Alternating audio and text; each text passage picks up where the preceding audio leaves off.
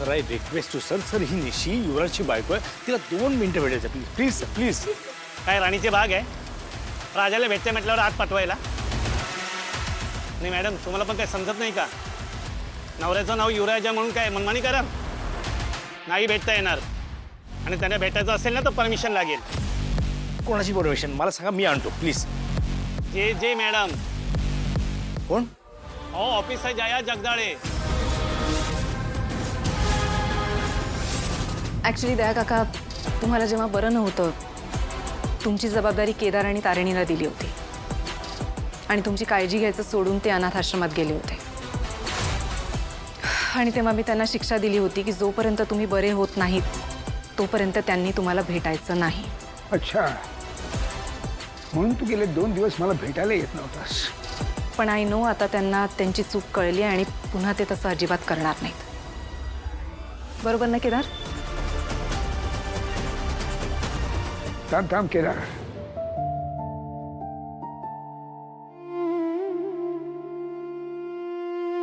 बस बस इथे. शिकी, आपली बाजू योग्य रीतीने मांडण्यासाठी कोणीतरी जबाबदार व्यक्ती हवी असं म्हणालीस ना तू. हो. केदारकडून माझ्या बाबतीत चूक घडली आहे, मान्य आहे मला. पण तरी अख्ख्या MNN मध्ये केदार इतकी जबाबदार व्यक्ती दुसरी कोणी असं मला नाही वाटत.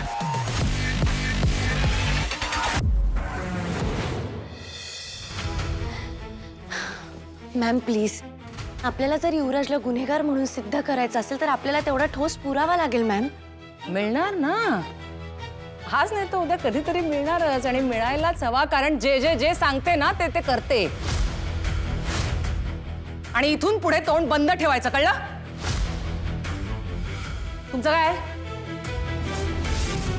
खांडेकर फॅमिली ना? हो. अरे वा, आज नवीन वकील घेऊन आलात वाटतं. नाही, वकील नाही आहे मी, यांचा फॅमिली डॉक्टर कामत. मॅडम थांबा. या अशा वाटेल तसं वाटेल तिथे घुसायला काय खांडेकरांचं घर नाहीये. सॉरी मॅडम, मला युवराजला भेटायचंय. प्लीज, मी रिक्वेस्ट करते प्लीज. ओ, तुमचं काय झालं ना काम? आता काय वस्तीला आलात? निघा. तुमचं काय? मला भेटायला आलात ना, मग इथे बघा, एका वेळेला एकच केस हँडल करते मी. सॉरी. आणि हो,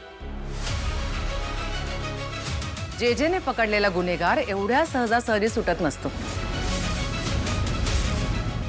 तुम्ही काळजी करू नका. त्याच्याकडनं काय आणि कसं वदवून घ्यायचं ते माझं काम आहे आणि मी ते उत्तम करेन. आणि दुसरी महत्वाची गोष्ट म्हणजे माझ्या कामाच्या आड आलेलं मला आवडत नाही. त्यामुळे मी पकडलेल्या गुन्हेगाराची बाजू घेऊन माझ्याकडे यायचं नाही. ओके? या बसा तुम्ही. या इथे. बाबा, तुम्ही काय बोलताय? कसली जबाबदारी? केदार, आज खूप मोठ्या अपेक्षेने आणि बाप या नात्याने मी तुझ्याकडे एक गोष्ट मागतोय. मी सांगतोय तेवढं करशील माझ्यासाठी प्लीज? बाबा बोला ना. म्हणजे मी तुला याआधी म्हटलेलं आहे, युवराजची मला खूप काळजी वाटत आली आहे नेहमीच. एक मोठा भाऊ म्हणून आता हे सगळं तुला सावरावं लागणार आहे. आता ती वेळ आली आहे बाळा. नेमकं मला काय करायचंय? न्यूज करायचे. Special bulletin, live telecast. युवराजची बाजू जगासमोर तू मांडणार आहेस. आणि आम्हाला असं वाटतं की हे काम फक्त तूच करू शकतोस. तू ह्याच्यासाठी परफेक्ट आहेस. नाही, हे बघ केदार, युवराजच्या बाबतीतलं नेमकं सत्य काय आहे ते अजून लोकांसमोर आलेलं नाही आहे. त्याला फक्त चौकशीसाठी नेलेलं आहे, हे तरी तू सांगू शकशील? नाही, मला कळतंय केदार, युवराज तुझ्याशी कधीही नीट वागलेलं नाही, वागत नाही. पण ही एवढी एक गोष्ट करून तू त्याचा मोठा भाऊ म्हणून नाही, पण एक मुलगा म्हणून खांडेकरांवर हे हे एवढे उपकार करशील प्लीज. बाबा केदार प्लीज, हे बघ, तारिणीने गुलाबला या घरात बघितलंय आणि युवराज आणि गुलाब एकमेकांना ओळखतात, पण गुलाबच्या गुन्ह्यात, कुठल्याही गुन्ह्यात युवराजचा काहीही संबंध नाहीये हे जगाला कळायला हवं. आणि आम्हाला असं वाटतं की ते तूच करू शकतोस केदार. एक भाऊ म्हणून, खांडेकर म्हणून युवराजची बाजू जगासमोर तू मांडशील. युवराजवर जे सगळे आरोप झालेत ते प्रूव्ह झालेले नाही आहेत. MNNच्या माध्यमातून हे तू सगळ्यांना सांगशील प्लीज केदार.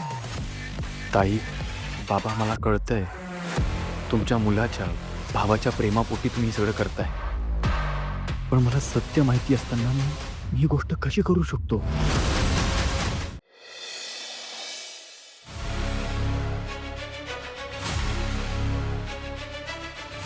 युवराज चुकीचा आहे, तो एक गुन्हेगार आहे हे माहिती असून सुद्धा मी त्याची बाजू कशी मांडू? MNN कायम सत्तेची बाजू घेत आलाय, तर बाबांच्या बोलण्यामुळे किंवा ताईच्या ऑर्डरमुळे ही ओळख पुसली तर नाही जाणार ना. केदार, हा, तू रेडी आहेस? 5 मिनिटामध्ये आपण लाईव्ह जातोय. ओके, मी सेटअप रेडी ठेवते.